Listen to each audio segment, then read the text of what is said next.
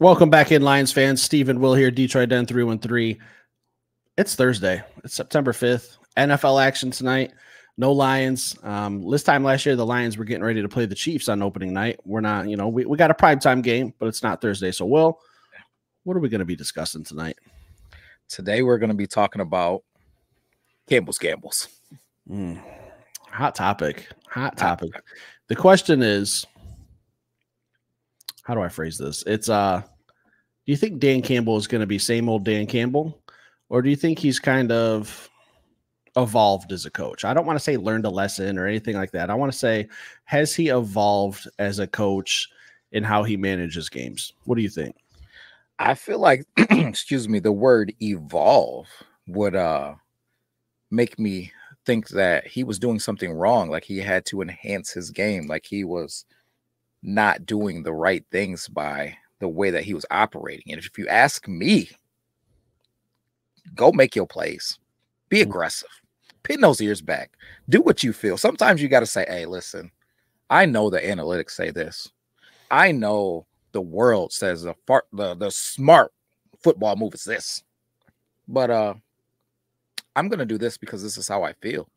And I know I'm probably in the minority, but I love it. Campbell's gambles is my game that I'm trying to play. I'm in a different boat, William. I'm in a different boat. We're on the same river. We're headed in the same direction, but I think how we get there is maybe where we're different. And when I use the word evolve, what I mean by that is Dan Campbell didn't cost us any games last year. Let me just get that out into the clear right now. I'm well aware that Campbell's gambles were very methodical in when he made his choices and made his moves. Yeah. The only game I have a question about is the NFC Championship game. But he's not the only one responsible. There's a lot of blame to go around. We're not going to talk that. This is a new season, fresh start. But Dan Campbell, you did have a little something to do with how you could have weathered the storm when your team was kind of up against the wall. That's all I'm going to say about the NFC Championship game. You had a chance to stop the storm, didn't. Water under the bridge. Let's move on. But I think what Dan has done is the first couple of years you could kind of surprise teams with these trick plays, fake punts on like your own 27 against Kansas City last year. Like nobody saw that coming.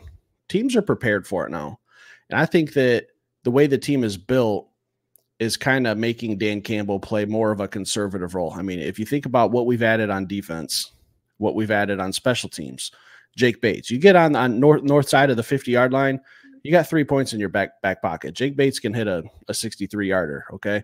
If you trust your defense enough to go out there and get a stop, that kind of controls the game and might influence your decision a little bit. So I think we beefed up our defense, we beefed up our special teams. If we have a chance to take points, force a 3-and-out, get the ball back, hey, we got 3 last drive, let's go out and get 10, make it a 2-possession game. I think it does kind of change things a little bit, but I don't want Dan Campbell to change himself. I just want him to feel like he's a little bit more safer in his decisions. How do you think? I disagree.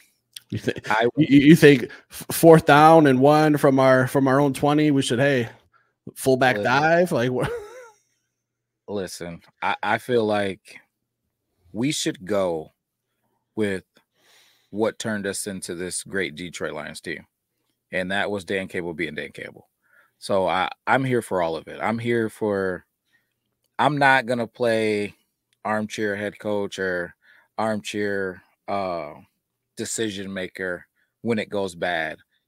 I want him to truly be himself. And sometimes I feel like that's what makes the Detroit Lions special sometimes. Now, hindsight is always 20/20, man. Always. But I don't think that these teams can be prepared for him being aggressive. I just hope that he monitors the moments that he does it. Like I'm not here to say don't do it at all, but if you do it every time, it's not predictable. It becomes just what you do. So standard. I don't want it to be the standard, but hey man, if he gets a feeling in a moment I want him. I believe in. I'm not gonna get super crazy, but I believe sometimes, man, you got that sixth sense, man, and the stars align and they tell you, hey, man, I woke up and all I had left was blue underpants, and these are my special lucky blue underpants, and every time I wear them, we win. So maybe it's time to go for it on fourth, man. Like the stars are with me, right? Everything's aligning right now. So Dan, coach, when you get those feelings, man, forget what everybody else is talking about. Peter tingle, like you get like a little Peter tingle. Hey, you got to do your thing, man. You know what I'm saying? It's like that's where I'm at. In all seriousness, I don't want them to change anything.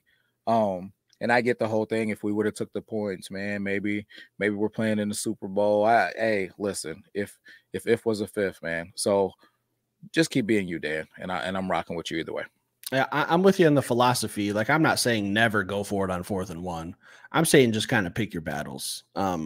There's a difference to me picking your battles when you're playing the San Francisco 49ers in the NFC Championship game and you're going for it on 4th and 3 there versus 4th and 3 versus the Carolina Panthers in week 4. Like, there's more on the line. That's all I'm saying. Like, I'm not saying never go for it, be completely conservative, but if there's points to be had, take them. Our defense should be better. Let's give it a couple weeks before we start pulling out fake punts on our own 27, and let's see how the defense does. I think that'll kind of impact a decision as well. Like, hey, my defense is top 5. Like, if I got a phenomenal kicker in Jack Fox who can flip the field position on these guys and pin them inside the 5, and I got a shutdown defense. Now maybe I get the ball at the 50. I'm already in field goal range. Like, there's a lot of different things that can go into this. Overall, I'm saying, like, if you go for it, you go for it. I'm not going to be mad, but let's just kind of pick and choose. You know what I mean? I just feel like, though, if you got a top 5 defense, aren't you just going to send them in a 3 and out anyways? Why not just go for it? It's true. That's an argument that could be had. You know what I mean? So I don't know, man.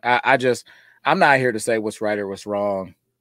I just want us to be ourselves, whatever that is. And right now it's winners, man. We draft winners. Sheila hired winners, and I feel like they're going to find a way to win. And I happen to think that it's pretty exciting when we do it in a way that's abnormal. So I want to continue to do it, as Frank would say, do it our way.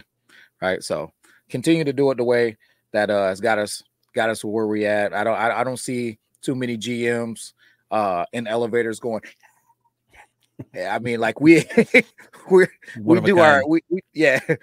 this thing our way, man, and I love it. It's tough, it's gritty, and you know that because you know grit when you see it, as you say. That's right. That's the opening line from the Lions intro. I love it. I wonder what the Lions intro is going to be this year. We'll find out in a couple days. Real quick, did you see the Brad Holmes is pretty much a superstar now? Did you see the Applebee's commercial?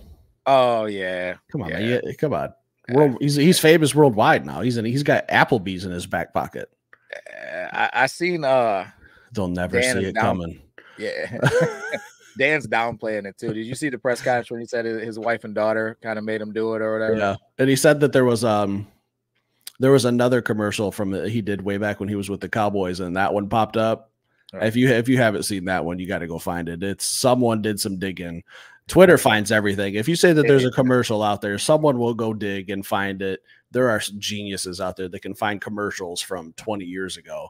Someone dug it up, and it was Dan Campbell with his hair feathered and lethal in Cowboys gear and working on a ranch. And I don't want to spoil it, but you got to go find that.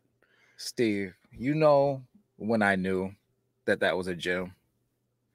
When he kind of giggled and looked like he looked like a shy little schoolboy, like please don't dig this up, please. Like he said it without saying it, and I knew that was gonna be a gem. Yeah, please. If that might need to get reposted. Yeah, that's a gem. What's that? The commercial? Yeah. Oh, it's all over. I don't even need to repost it. You can just type in Dan Campbell. It'll probably be the first thing that pops up right now. Yeah. A great episode. Great commercial. I'm ready for football. Man, I just wish. I'm glad we don't play on Thursday night. I'm glad we have that Sunday night game. Kind of sit around. We get some games Thursday, Friday, all day Saturday, Sunday. I wish we had a Monday night game, but I wish we had the last game of the week. But I'll take Sunday night football. Prime time. Prime time. I haven't been to a Sunday night football game since we played the Steelers like 6 years ago. So it's been a little bit. I mean, get used to it. They call us the primetime Lions now, so might as well. Might as well. All our games are primetime, man. So, you know what I'm excited for, other than the game? Cowboys Butts. This is a game day episode. Right? Oh man, those are my favorite. We're not. I love game day episodes. Actually, what my favorite is recap shows where we're talking Detroit Lions wins. I'd much rather do that. I don't want to get in here with my cheeks red when I'm pissed and not happy. Yeah. Game day episodes are fun. I like talking Lions wins more. Yeah, I just like the opportunity to talk about some guys, talk about who you hope is going to be the guy who shows up and has a big game, and then just see it on the back end if you're right. And all the while, even if you're wrong, you're still happy because the Lions won.